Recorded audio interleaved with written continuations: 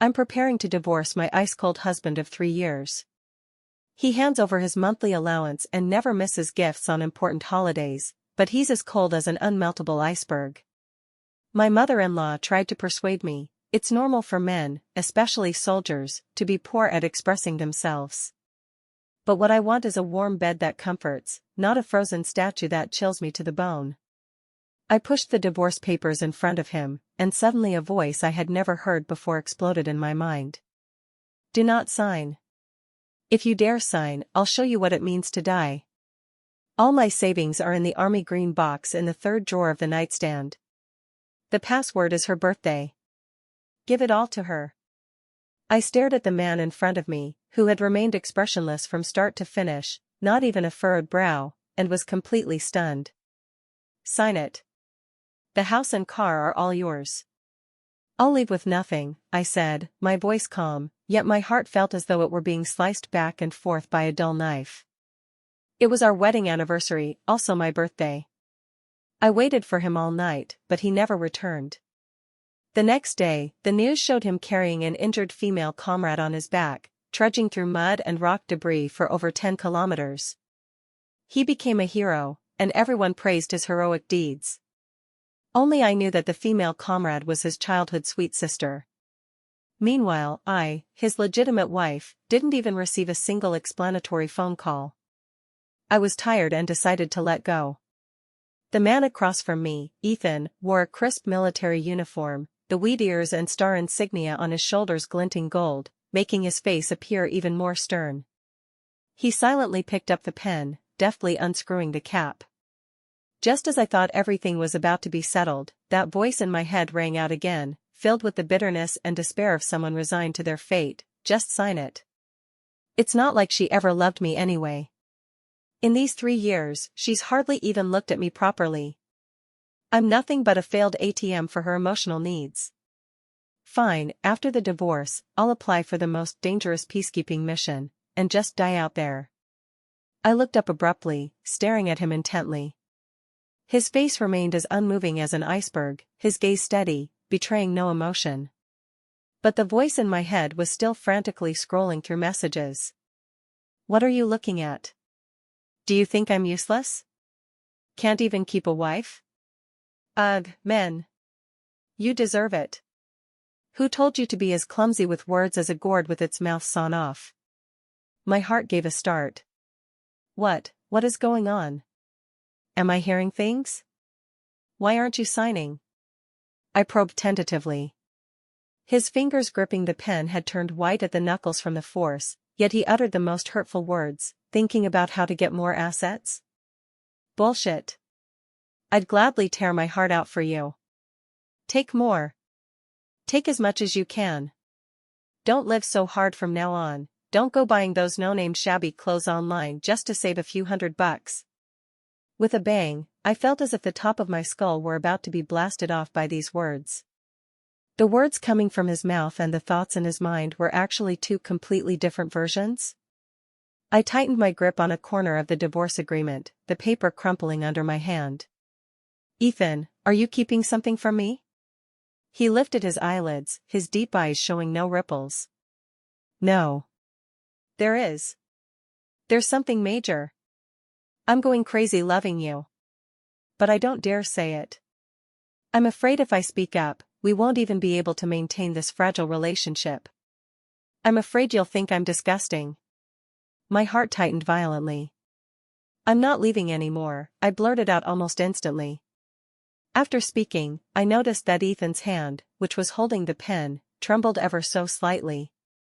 He looked up at me, his eyes carrying a scrutiny that even I hadn't noticed within myself. To keep him from growing suspicious, I quickly made up for it. Pointing to a clause in the agreement, I feigned great dissatisfaction. Why should the house go to me, and the car go to me? That tough guy was your pride and joy. Back then, you drove it in and out of the exercise field 7 times, earning the title Lone Wolf of the Northern Desert. What, you're giving it to me? So that good little sister of yours can ride in my car from now on? I deliberately brought up that good sister to see how he would react. Ethan's face instantly darkened, the atmosphere around him becoming alarmingly oppressive. Sophia has nothing to do with me, he said coldly and firmly. How is it unrelated? If she hadn't suddenly sprained her ankle and insisted that I carry her, would I have missed your birthday? Go back and file a report, apply to be transferred to the farthest border outpost, and don't you dare ever show your face in front of me again. You dare meddle in my relationship with my wife? You've got a death wish. I watched his self-righteous internal drama and then looked at his ice-cold, unapproachable face, suddenly feeling a bit amused. This man, he seems, maybe a little cuter than I thought. To test this bizarre ability, I decided to pour a bit more fuel on the fire. Alright, since there's nothing between you, then call her right now in front of me. Tell her to keep her distance from now on and not come running to you, her so-called brother, for everything. I crossed my arms, taking on an unyielding stance. Ethan finally furrowed his brow. Call her. You have to call her. Right now. Let her know that Ethan isn't a central air conditioner, he's his wife's personal heating pad. But, will this make me look childish? Like a jealous elementary school kid? No, I need to come up with a more mature, more reliable way to solve the problem once and for all. He fell silent for a moment, then looked up at me, his tone carrying an undeniable force. Luna, a soldier's duty is to obey orders and rescue people from danger. Sophia was a disaster victim, and carrying her was part of my duty, nothing more. If you insist on divorcing over this, I have nothing more to say. With that, he placed the pen on the agreement, adopting an attitude of do whatever you want, like a dead pig that's beyond caring about boiling water. If I couldn't hear that raging buffalo in his heart that wants to trample everyone, I might actually have believed his nonsense. I picked up the divorce agreement and, under his tense gaze, leisurely tore it to shreds. Alright, Ethan, I'll trust you this once.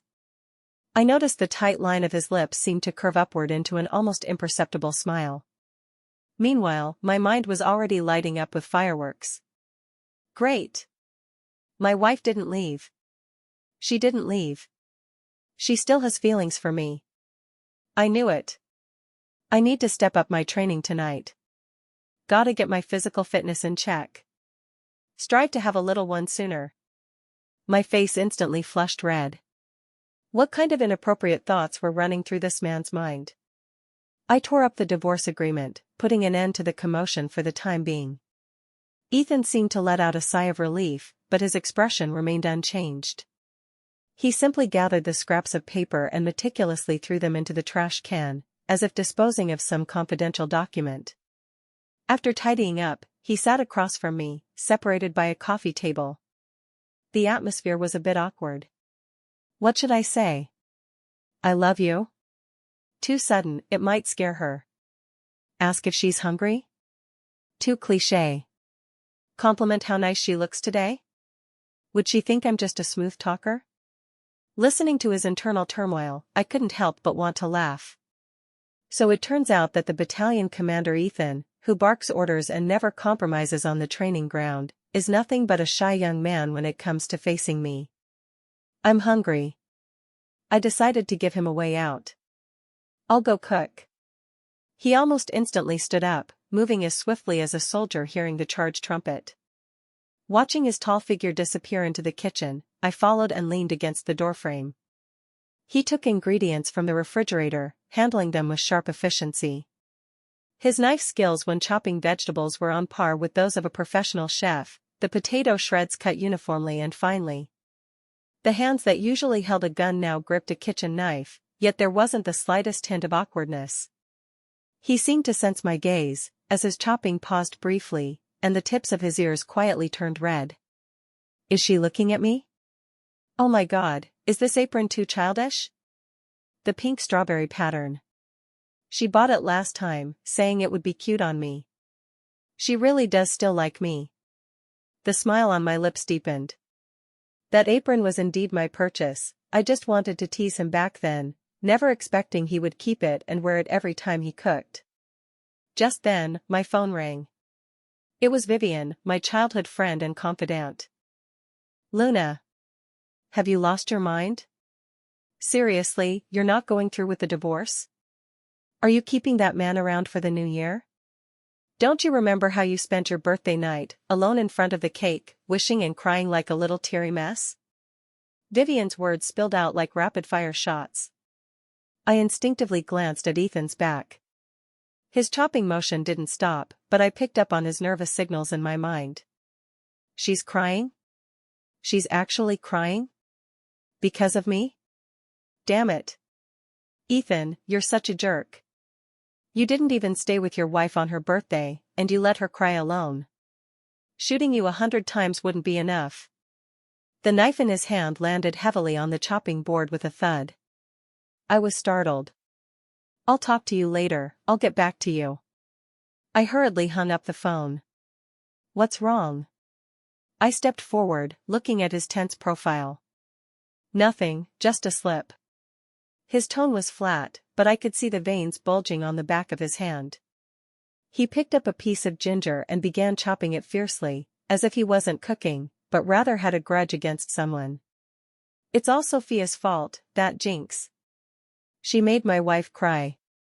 Tomorrow I'll buy a little figurine, write her name on it, and poke it with needles. Me. Never thought Colonel Ethan would be so superstitious. To comfort him, and the ginger in his hand, I gently wrapped my arms around his waist from behind. His body stiffened instantly, and the air in the entire kitchen seemed to freeze. She hugged me. She hugged me first. Does this mean she forgives me? Oh my God, my heart is beating so fast, it feels like it's going to jump out of my throat. What should I do? Should I turn around and kiss her, or keep acting cool? Waiting online, really urgent. I could clearly feel the muscles in his waist and abdomen tighten instantly, like a piece of red-hot iron. Ethan, that day. I was really sad. I pressed my face against his broad back, my voice muffled. I thought you didn't care about me. He finally put down the knife in his hand. He was silent for a long time, so long that I thought he wouldn't answer. He turned around and somewhat clumsily hugged me back, wrapping me entirely in his embrace. His chin rested on the top of my head, and I caught the pleasant, faint scent of soap from him. I'm sorry, he said in a hoarse voice. I'm sorry, my dear. I don't know how to love you properly. I'm afraid the scars all over my body and the gloom in my heart will scare you away. I worry I can't give you the romance you desire. All I can do is give you everything I have in my own clumsy way. Hearing his heartfelt thoughts, my nose stung, and tears nearly fell. It turned out, he wasn't incapable of love, just loved deeply and clumsily. Just as the atmosphere was perfect and I was about to say something to bring us closer, the doorbell rang at the most inopportune moment. Ethan released me and went to answer the door. Standing at the door was a woman wearing a white dress and delicate light makeup, holding a thermal flask in her hand. It was Sophia. When she saw Ethan opening the door, her eyes lit up, and her voice was sickeningly sweet. Brother Ethan, I heard you were back, so I specially made your favorite black chicken soup. Oh, Sister Luna is here too. Her gaze fell on me, carrying a subtle hint of provocation. Before I could speak, a thunderous roar from Ethan echoed in my mind. How did she find her way here? Did this woman install a GPS or something? This is terrible, absolutely terrible. My wife is definitely going to misunderstand again. Even jumping into the Yellow River won't clear my name. No, I have to get her out of here right now. Ethan's face darkened like the bottom of a pan. He shifted to block the doorway, separating me from Sophia, his voice so cold it could freeze ice shards. What are you doing here? Sophia was taken aback by Ethan's attitude, her smile freezing momentarily, but she quickly resumed her pitiful, delicate demeanor. Brother Ethan, how can you say that? I'm just worried about you, afraid that you haven't eaten well since you came back from your mission. I didn't mean anything else. Sister Luna, please don't misunderstand. As she spoke, she even made a point of glancing in my direction. The tea-making skills were practically overflowing. In the past, I would have been so angry I couldn't speak, and would have just slammed the door and stormed off. But now, I'm a woman with a cheat code activated. I leaned against the kitchen door frame, watching Ethan's performance with ease. A misunderstanding? This is no misunderstanding, it's a blatant provocation. Trying to steal my wife? Not a chance. I'll even seal the windows shut. How can I make her scram quickly without looking like I have no manners? Ethan's inner voice was raging, yet his expression remained unreadable. He took the thermos from Sophia, his tone strictly professional. Thank you, I appreciate the thought, but please take this back. Don't do this kind of thing again, it sends the wrong message. Sophia's eyes instantly reddened, on the verge of tears. Ethan, I only see you as an older brother. Older brother? Bullshit. I'm my parents' only child, who the hell are you calling brother? I put up with you before out of respect for your father, who's my dad's old comrade in arms, but now you're practically stepping all over my wife. If you don't get out, I'm calling the guard. I nearly laughed out loud. Ethan's ability to say one thing and think another is truly unmatched. That's right, Sophia. Your Ethan is already married. As an unmarried woman, if word gets out that you keep visiting a married man's home, it won't be good for your reputation. I walked over slowly, linked arms with Ethan's stiff one, and smiled like a virtuous and gentle good wife. Ethan and I have a great relationship, so there's no need for you to worry. You should take this soup back and drink it yourself. After all, it's most important for a woman to take good care of herself, don't you think? My words were laced with hidden barbs, and Sophia's face turned pale and then flushed. Ethan's arm was as stiff as a steel plate, but he didn't pull it away. I could even hear the fireworks going off in his heart. My wife is awesome. Well said. Shut her up. That's right, our relationship is rock solid. We're gonna last a lifetime. Sophia bit her lip, tears welling up in her eyes, but eventually she took the insulated container, stamped her feet, turned, and ran away. A war without smoke and gunfire ended with my complete victory. As the door closed, Ethan relaxed completely, as if he had just fought a tough battle. He looked down at my hand on his arm, his ears turning red again. She's holding my arm, her hand is so soft, can I hold it back? Would that be too forward? Feeling the warmth coming from his arm, my heart felt sweet. Okay, now that the green tea has been chased away, should Battalion Commander Ethan give me, the capable wife, a little reward? I looked up at him, deliberately teasing. His Adam's apple bobbed once, and his eyes shifted, avoiding my gaze. What do you want? I'd give you my life. If you want it and I have it. No, that's too corny. Let's be more practical. Hand over my salary card? Wait, it's already handed over. Then, all my military medals? They're my most precious possessions. Hearing his inner thoughts, my heart felt as if something had gently bumped into it, soft yet aching. Those military medals are honors he earned with his life in the hail of bullets and rain of fire, things he cherishes most. He actually wanted to give this to me. I stood on tiptoe and kissed his slightly reddened earlobe. A reward for you, today you can sleep with me. After saying that, I let go of him, my face flushed as I ran back to the bedroom.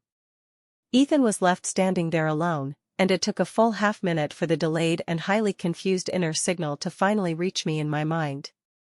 She kissed me. And she even asked me to sleep with her. Is this a dream? Happiness has come so suddenly. I need to go take a cold shower. Calm down. Wait, no, first, I need to take a hot shower and get myself all fresh and fragrant. Listening to his incoherent inner monologue, I lay face down on the bed, burying my head under the blanket and shaking with laughter. This man is truly a treasure trove. In the evening, after showering and lying in bed, I felt a bit nervous inside. Although we've been married for 3 years, Ethan and I have slept in separate rooms for 2.5 years. At first, it was because his missions were heavy and his schedule was irregular, worrying he might disturb me. Later, it seemed to become a habit. Today was the first time I took the initiative to invite him. I perked up my ears to listen for any movement outside. The sound of running water from the bathroom stopped, followed by deliberately light footsteps. The bedroom door was gently pushed open, and Ethan walked in. He only had a towel wrapped around his waist, with water droplets still clinging to his bronze skin. The smooth, defined lines of his muscles radiated strength, and his abdominal muscles were perfectly sculpted. My cheeks flushed and my heart raced as I quickly buried my face in the blanket. Is she feeling shy? Am I being too revealing?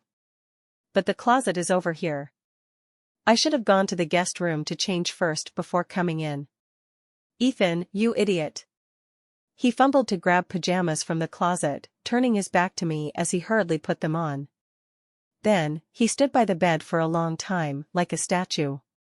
Which side should I sleep on? The left or the right? Which side does she usually sleep on? Will I crowd her if I move over? Will she kick me off the bed? I really couldn't hold back anymore and poked my head out from under the blanket. What are you standing there for? Come up already. He uttered an "oh," then stiffly pulled back the blanket next to me and lay down. The mattress dipped slightly, and I could clearly feel the warmth radiating from his body. We lay side by side, with a clear boundary between us, neither daring to move. In the darkness, I could hear his heart pounding like a drum. So nervous. Even more nervous than my first time on the battlefield. What should I say? Wish her good night? And then what? Just sleep like this? No way. My wife took the initiative to invite me. I can't be so clueless. He seemed to have made up his mind and moved a little closer to me. His warm body pressed against me, and my heart felt like it had leaped into my throat. He reached out his hand, cautiously, as if handling some rare treasure, and drew me into his embrace. His chest was broad and firm, full of a sense of security. Luna, he began, his voice sounding particularly deep and hoarse in the night, what happened on your birthday? I'm really sorry about it. I shouldn't have hesitated. Even if it meant breaking the rules, I should have called you first. I should have told you that I wasn't not coming home. I couldn't. It's okay, I know you were just trying to save someone. I rested my head against his chest, listening to his steady heartbeat. But in the future, no matter what happens, I hope you'll tell me first. I don't want to find out about my husband through the news. Okay, he held me a little tighter. I promise. From now on, wherever I go or whatever I do, I'll let you know. My life belongs to the country, but my heart belongs to you. Hearing his heartfelt words, my eyes welled up with tears. I reached out to hug him around the waist, burying my face in his chest. Ethan, about that, how do you plan to handle your good sister? I couldn't hold back and finally asked. He fell silent. My heart sank. Could it be that? Handle her? She has to be dealt with. I'll make her disappear completely from my world. Tomorrow I'm swapping duties with someone and going to a border outpost in Tibet, the kind of place where even birds don't shit. She can't possibly follow me there, can she? No, then I won't be able to see my wife. I should file a report instead, stating that she's affecting the morale of military families and undermining military marriages, and let the military issue a warning to her. Yes, that's what I'll do. My heart instantly soared from the depths of despair. So he wasn't hesitating, he was thinking about how to settle it once and for all. Her father was my father's old comrade in arms, who sacrificed his life to save my father back then, Ethan explained slowly.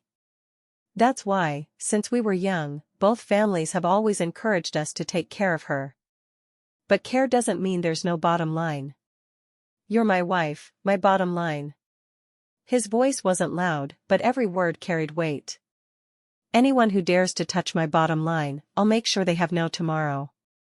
At that moment, I was completely won over by this man who was cold on the outside but warm on the inside.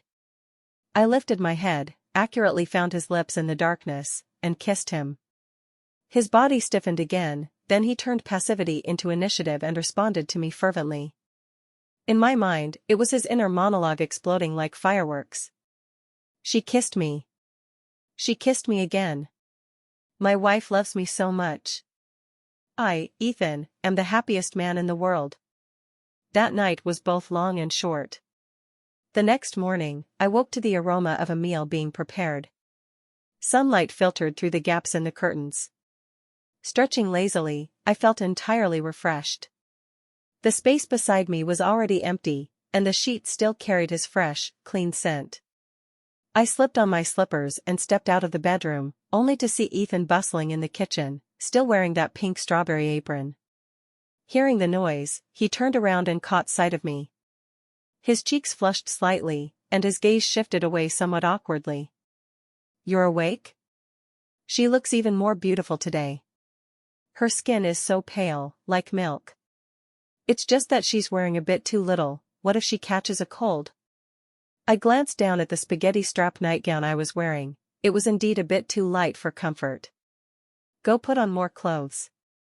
He frowned, his tone a bit serious. I didn't move.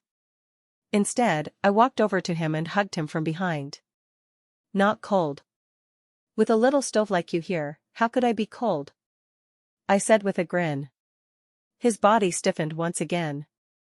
"Little Stove," she called me Little Stove. I love that nickname. I want to be her personal little stove for a lifetime. He turned off the stove, turned around, and embraced me tightly. Then, as if holding a child, he carried me back to the bedroom, threw me onto the bed, and wrapped me in a blanket like a silkworm cocoon. "Don't come out until I make breakfast," he said, looking down at me with a domineering tone. I lay in the blanket, watching him flee in a flustered manner, and burst into laughter, bending over with amusement. During breakfast, the atmosphere was warm and cozy. He peeled a hard-boiled egg for me, ladled some porridge, and took care of everything meticulously. "I'm returning to the unit this afternoon," he suddenly said. My heart skipped a beat. Time spent together always feels so fleeting. "How long will you be gone this time?" "A month. I really don't want to leave. I wish I could spend every day being affectionate with my wife. Maybe I should file a report and transfer to civilian work? No, I love this military uniform. Luna married me knowing I'm a soldier, she should understand." I looked at him and nodded. "All right, I'll wait for you to come back. Take good care of yourself in the army, don't get hurt." She's really amazing, she understands me. I truly married an angel. When I'm gone, will she be scared all alone at home? Will someone bully her? That woman Sophia definitely won't let things go quietly. While I'm not home, if anything comes up, call the military base, or go find Victor, Ethan reminded anxiously. "Got it, stop nagging." I complained aloud, but inside I felt a sweet warmth. After the meal, he went to pack his luggage, a simple backpack with a few changes of clothes. I walked him to the door. He put on his military boots, his tall figure casting a long shadow in the doorway. He looked at me, hesitating to speak.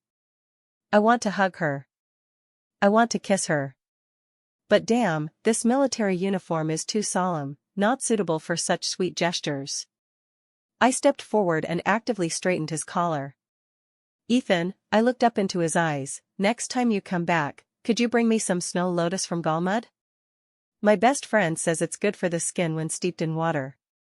I just casually found an excuse, letting him know that I was waiting for him. He paused for a moment, then nodded firmly. "Okay. Not just a snow lotus, I'd even pluck the stars from the sky for you. My wife's first request must be fulfilled. And you're still so considerate of me, giving me something to look forward to."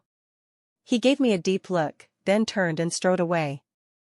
I stood in the doorway, watching his back disappear around the corner of the hallway, feeling an emptiness inside. That afternoon, I was reading a book at home when I received a call from my mother-in-law. As soon as I answered the phone, she launched into a barrage of accusatory questions. "Luna, did you bully Sophia? She called me crying, saying you kicked her out of the house. How could you be so unreasonable?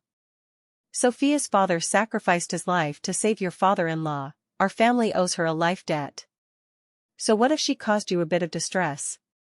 Mother-in-law's voice was sharp and harsh, like a drill piercing into my ears.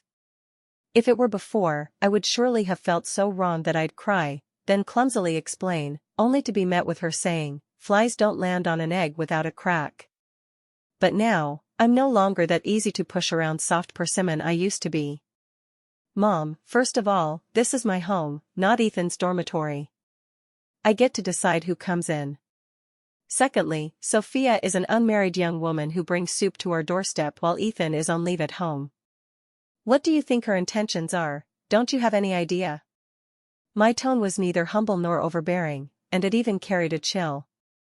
My mother-in-law on the other end of the line clearly hadn't expected me to be so firm and was left speechless for a moment. What kind of attitude is that? She's just here to deliver some soup. How can your thoughts be so dirty? Dirty?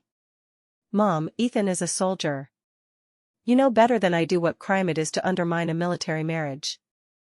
I am safeguarding the reputation of our entire family. Or are you saying that as your daughter-in-law, I am less important than an outsider? I directly elevated the issue to a matter of principle.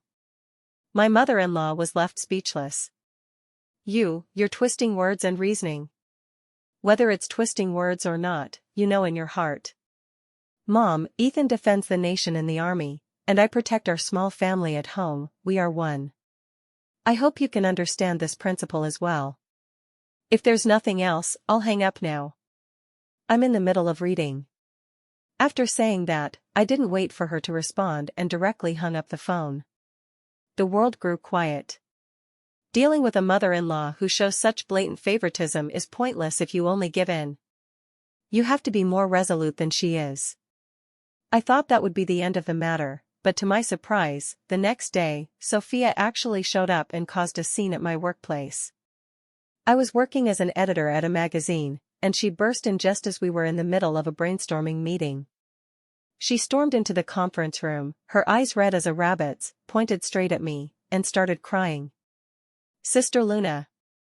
I know you don't like me, but you shouldn't have complained to your mother-in-law and let her call me to scold me. My dad died to save Ethan's dad. Our families have been friends for generations. Is it really such a crime for me to visit Ethan? How can you accuse me of breaking up a military marriage? Why would you slander me like this?" Her outburst quickly drew the attention of every colleague in the office. I watched her tearful performance, inwardly sneering with cold laughter. This woman had timed it perfectly for when Ethan wasn't home, intending to blow things out of proportion and socially destroy me. "Sophia, I just saw you yesterday. What act are you putting on today?" I stood up, crossing my arms, and looked at her calmly. "I'm acting? How can you say that, Luna? Auntie herself admitted it was you who forced her to call me." She cried even harder, as if she had suffered the most grievous injustice. My colleagues began whispering to each other, looking at me with a hint of strangeness in their eyes. I knew that such scandalous news was always what people enjoyed gossiping about the most. If I didn't handle it well, I could easily become the other woman in the whole office tomorrow. "Did my mother-in-law call you? What did she say?" I asked. She told me to stay away from brother Ethan from now on, that I'm a temptress." Sophia sobbed. "Oh? My mother-in-law said that?" I raised an eyebrow. "Do you have a recording?" Sophia froze. How would I have a recording? Then there's no proof." I shrugged, looked at the colleagues around me, and smiled. "Sorry, everyone, for holding up the meeting. This Sophia is the orphan of my husband's comrade-in-arms. Our families have been close since she was young. It might be because my husband and I are too affectionate, which led her to develop some inappropriate misunderstandings. Yesterday, when she came to my house, I politely refused her, and today she's causing a scene at the workplace." My words were half-truths and half-lies, both explaining the situation and subtly labeling her with the accusation of wanting to be a mistress. "You're lying." "I didn't." Sophia grew frantic. "What don't you have? There's no misunderstanding, or you never wanted to be my husband's good sister?" I pressed forward relentlessly. Just as the two of us were locked in a standoff, the atmosphere growing increasingly tense, my phone rang. It was an unfamiliar number. I answered, and a steady male voice came through on the other end of the line. Is this Luna? I'm Victor, the political commissar of Ethan's unit. Hello, Victor. My heart sank, my first thought being that something had happened to Ethan. Don't be nervous, Victor's voice was gentle. Ethan asked me to give you a call. He accidentally dropped his phone during training today and can't reach you for now. He wanted me to let you know he's doing fine and not to worry. Hearing that, my anxious heart settled a bit. Also, he asked me to handle a personal matter. Victor then shifted the topic. He said, there is a comrade named Sophia who might cause some trouble in your life. The unit has formally communicated with Comrade Sophia's organization and has also contacted her family. We hope that similar incidents will not occur again in the future. If she continues to harass you, you can directly contact the police or reach out to me. Victor's words clearly came through the phone receiver, loud enough for everyone in the entire office to hear distinctly. Sophia's face instantly turned deathly pale. She never expected that even though Ethan wasn't here, he had arranged everything perfectly. The gazes of our colleagues around us shifted from curiosity to disdain toward Sophia and sympathy for me. Did you hear that, Sophia? I held up my phone toward her. Even the military has stepped in. Do you still want to keep up this act? Sophia's lips trembled, unable to utter a word. I. She stammered for a long time before finally covering her face, crying as she ran out of our office. The farce came to an end right then and there.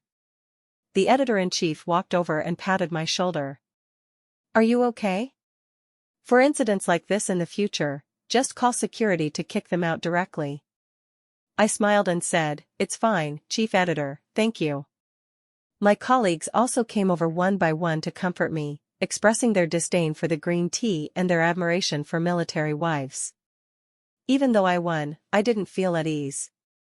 Ethan, he was so far away, yet in his heart he still constantly thought of me. He could even anticipate Sophia's arrival to cause trouble, making arrangements in advance. This man hides all his love within his actions. At night, I lie alone on the vast, empty bed, tossing and turning, unable to sleep. Without Ethan by my side, without his noisy inner thoughts, I actually feel somewhat unaccustomed.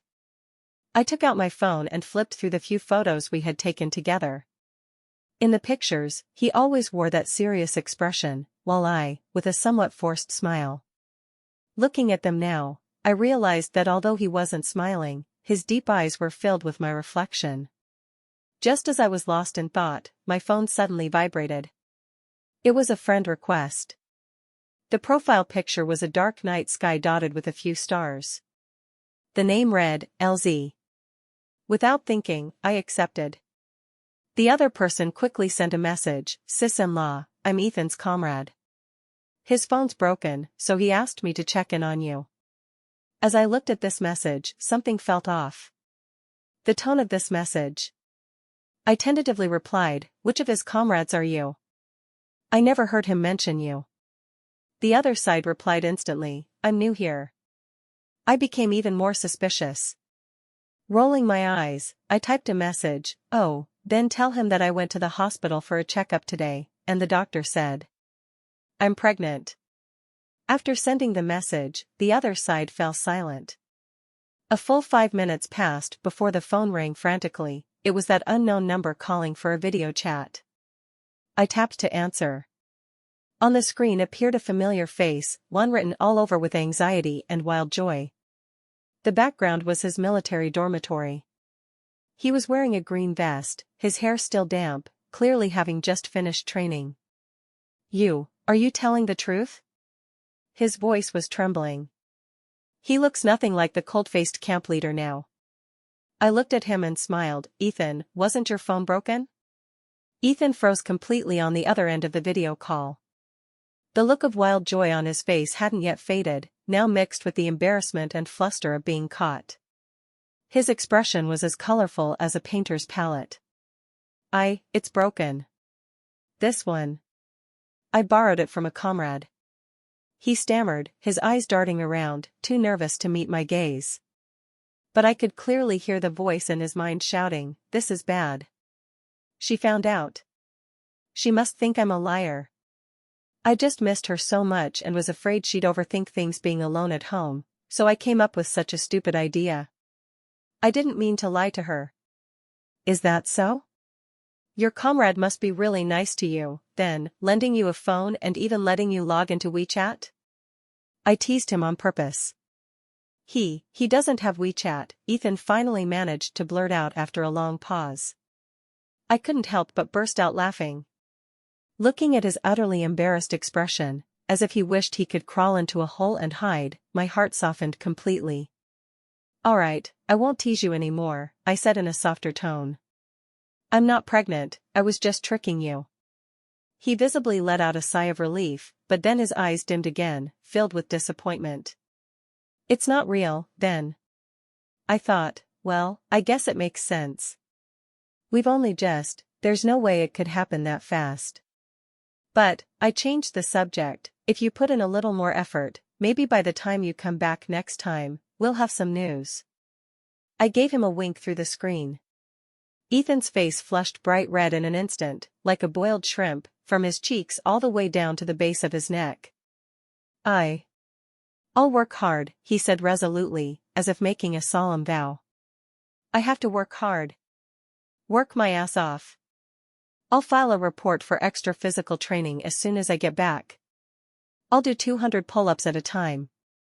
I couldn't help but laugh at the strange thoughts running through his mind. You fool, I teased with a laugh. Watching me laugh, he too broke into a silly grin. It was the first time I saw him smile so radiantly, his eyes sparkling like stars, impossibly bright. Thank you for what you did about Sophia, I said. No need. His smile faded a bit, and his expression turned serious. She shouldn't have bothered you. And she won't in the future. Whoever dares to bully my wife, I'll make them understand why flowers are so red. Yeah. I nodded firmly. Just like that, we chatted across the screen for a long time.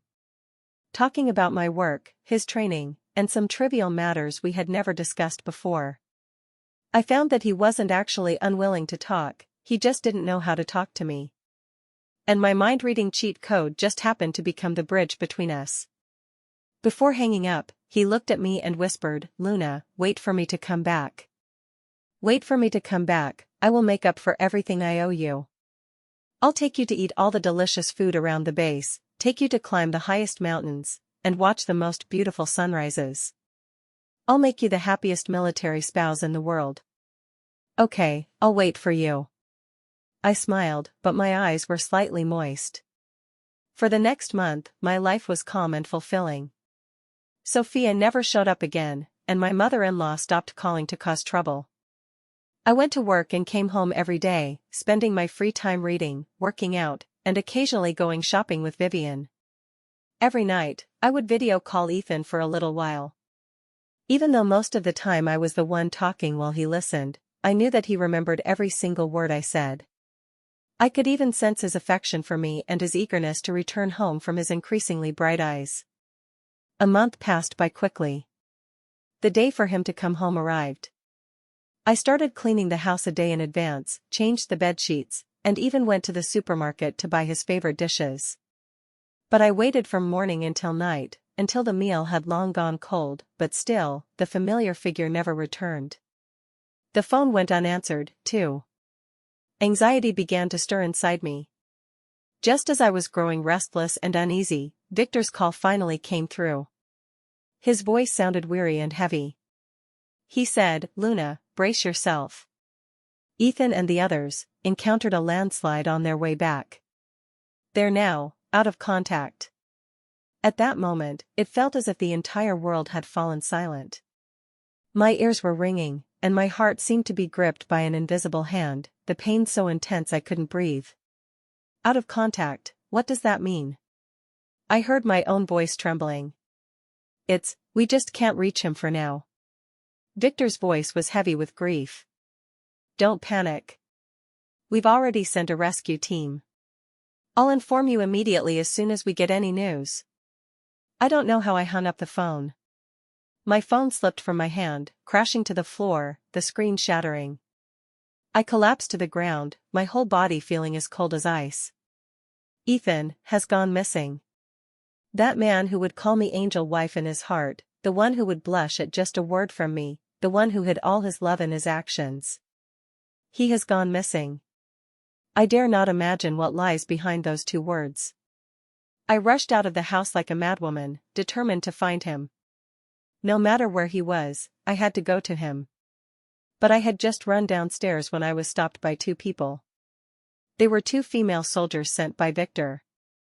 "Mrs., please calm down. The situation in the mountain area is very complicated right now, you can't go there. Let go of me. I need to go find him." I struggled and cried. Yet how could my strength compare to that of a well-trained soldier? They took me back home, staying with me, comforting me. But I couldn't hear any of it.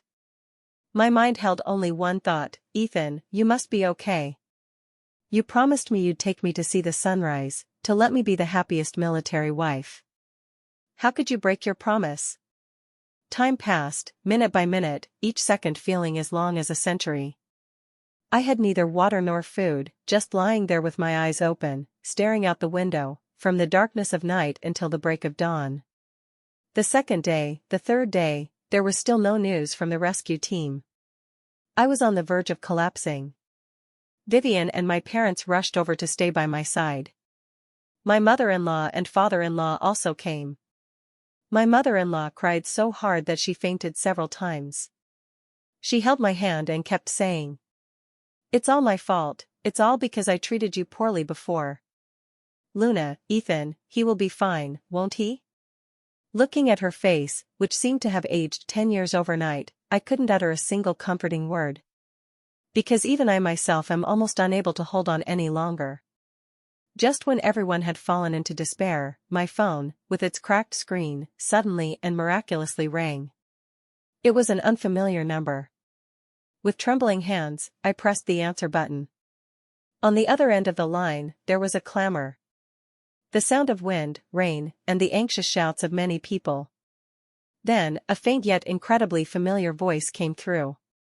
"Luna. Luna. It's Ethan." It's Ethan's voice. My tears instantly overflowed. "Ethan. You bastard. Where have you been?" I cried, cursing. "I'm sorry for making you worry." His voice came in fragments, weak and faltering. "Don't be scared. I'm home." The call ended just like that. But those words, "I'm home," felt like a shot of adrenaline, injected into my depleted life. He's okay. He's still alive. It wasn't until later that I learned their convoy had encountered a secondary landslide while passing through a mountain pass. While shielding a new recruit, Ethan was struck in the leg by a falling boulder and, along with two other soldiers, ended up trapped in the valley. The signal was cut off, leaving them completely isolated from the outside world. Stranded without food or water, he endured for a grueling 5 days and 4 nights in the valley, surviving on sheer willpower while looking after 2 injured soldiers. When the rescue team found them, his leg was already severely infected, with a high fever that wouldn't break, and he had been unconscious multiple times. In his delirium, he kept saying my name over and over. I saw Ethan in the hospital's intensive care unit. He was lying in bed, his face as pale as paper, with a thick cast on his leg and tubes running all over his body. I stood behind the glass, looking at him, my heart aching beyond words. This is my husband. A towering hero. A fool who almost didn't make it back. He spent over a month in the hospital. The leg bone was shattered and fractured, combined with a severe infection. The doctor said it was a miracle that the leg could even be saved. In the future, he likely won't be able to return to the military, which he loved so much. After he woke up, he remained silent for a long time. I couldn't bear to hear his thoughts. I was afraid of hearing his despair and pain. Yet I still heard it. Good, that way, I'll have plenty of time to spend with her. No disappointment, no resentment, only calmness, and plans for my future. My tears welled up in an instant. I took his hand and pressed it against my face. Ethan, no matter what you become, I want you. If you can't return to the military, it's okay, I'll take care of you. He looked at me, and for the first time, there was a glimmer of moisture in those deep eyes of his. He stretched out his other hand, gently wiping away my tears. Silly, he said. My heavenly wife, I heard him think in his heart. Under my careful care, Ethan's body was recovering day by day. Although he would walk with a slight limp in the future, he remained optimistic and insisted on doing rehabilitation exercises every day. The Army applied for a second-class merit award for him and arranged for his transfer. He chose to return to our city and found a relatively relaxed job in the Armed Forces Department. The day I was discharged, the sun was shining brightly. I pushed him in the wheelchair, walking along the shaded path in the hospital. Luna, he suddenly spoke up, let's remarry. I paused for a moment before remembering that our torn-up divorce agreement had no legal effect. We had always been husband and wife. We haven't divorced yet, I said. No, he said, looking at me seriously, before, it was my fault. I was the one who left you alone at home, I was the one who didn't know how to love you. Now, I want to start over. I want to pursue you again, propose to you once more, and give you a proper wedding. I want to give you the best of everything in the world. I want you to know that marrying me is the most correct decision you'll ever make in your life. Looking at his earnest face and feeling the fervent vows in his heart, I smiled until I cried. Okay, I nodded emphatically. 3 months later, Ethan's leg had mostly healed. He leaned on his crutch, holding a large bouquet of roses, and knelt on one knee in front of my workplace, in full view of all my colleagues, to propose to me. Luna, I, Ethan, request to become your lifelong partner, mission duration, for life. Please, approve. His voice was loud, as if he were calling out a military report. The colleagues around us were cheering. Looking at the sweat on his temple and his slightly trembling hands, I smiled brighter than the sun. Approved. Later, we held a grand wedding to make up for the original one. At the wedding, in front of all our family and friends, he solemnly pinned a military medal on my chest. He said, "This military medal is half mine and half yours. Luna, thank you for being willing to be a military spouse." At that moment, I heard in his heart a sentence, crystal clear. Wife, I love you. I also responded silently in my heart. Ethan, me too. 3 years later.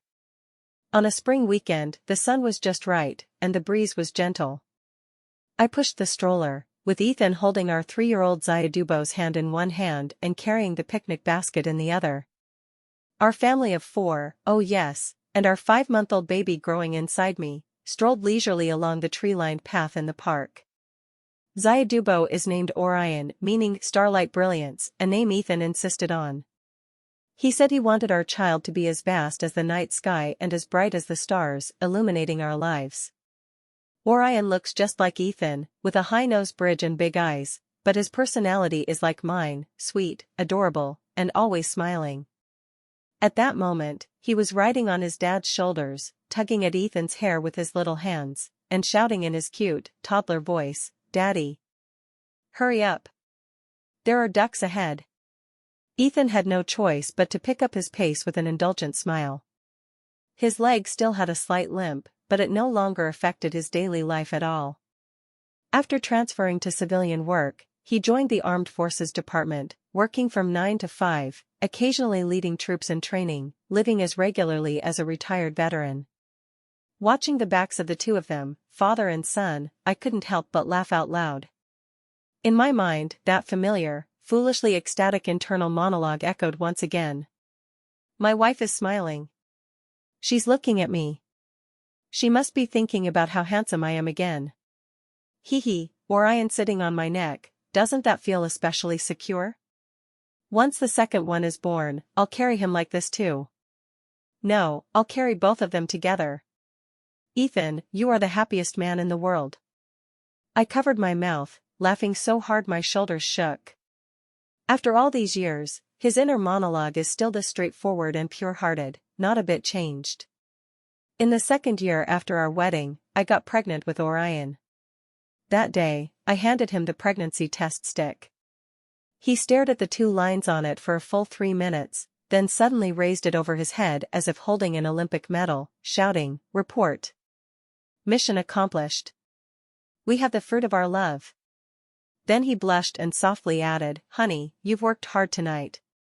I'll wash your feet for you." On the day Orion was born, Ethan was pacing back and forth outside the delivery room like a nervous wreck, muttering to himself, "They must both be safe, they must both be safe." When the baby was safely delivered and the nurse handed little Orion to him, his hands trembled more than they did the first time he ever held a gun. Tears fell pat-pat, and his voice choked up, thank you, Luna." From then on, he kept phrases like "my goddess wife" and "my wife is the greatest" on his lips, and in action, he spoiled her to the skies. In the middle of the night when the baby cried, he was the first to get up and change the diaper. When I was in confinement, he learned to bathe the baby and cook pig's trotter soup, looking all flustered but earnest. When Orion first said "Daddy," his smile lasted the entire day. My mother-in-law has also completely changed. After Orion was born, she held her grandson and cried her heart out, grasping my hand and repeatedly apologizing, "I was wrong before, I didn't see clearly. Luna, you are the hero of our family." Now she comes every week to help with the baby, cooking a whole table of dishes I love, and before leaving, she secretly slips me a red envelope, saying, "Buy more delicious food, don't hold back." Sophia? She vanished without a trace long ago. I heard she got married in another city, leading a simple, ordinary life and never showed up again. Life truly is marvelous. All those misunderstandings, grievances, and tears have turned into the comforting atmosphere of this moment. We found a patch of lawn, spread out a picnic blanket, and Ethan set Orion down to chase butterflies. He carefully helped me sit and placed a soft cushion behind my back. "Are you sitting comfortably? Is your back sore? Do you want me to massage it for you?" He squatted in front of me, his movements as gentle as if handling fragile porcelain. I shook my head, smiling as I took his hand and placed it on my protruding belly. "He's been particularly restless today, kicking constantly." Ethan's palm was warm as he gently pressed it against my belly, his eyes shining brightly as if about to overflow with light. After a few seconds of stillness, the little one in my belly obligingly gave a kick. Ethan froze completely, then suddenly lowered his head, pressing his ear against my belly, his voice husky and trembling with emotion. "Hey, little one, do you know? Your mom is the best woman in the whole world. The greatest luck of your dad's life is marrying her. Be good and don't make things hard for her, okay?" Tears welled up in my eyes as I gently stroked his hair and whispered, "Ethan, thank you." He looked up at me, his deep eyes filled with nothing but me. "No, I'm the one who should thank you." Yet in my heart, the words he most often said echoed. "Darling, I love you. I love you so, so much. In the next life, I will continue to be your personal little heater." Orion suddenly rushed over, embracing both of us, his little arms wrapping around my and Ethan's necks, saying in his sweet, childish voice, "I want a hug too. Mom and Dad, I love you the most." Sunlight bathes us, and the wind rustles through the treetops. In this moment, time stands still, and the world feels gentle. I finally understand that happiness is never about grand, dramatic romance, but moments just like this. With him here, with the children here, with the family here, that's enough.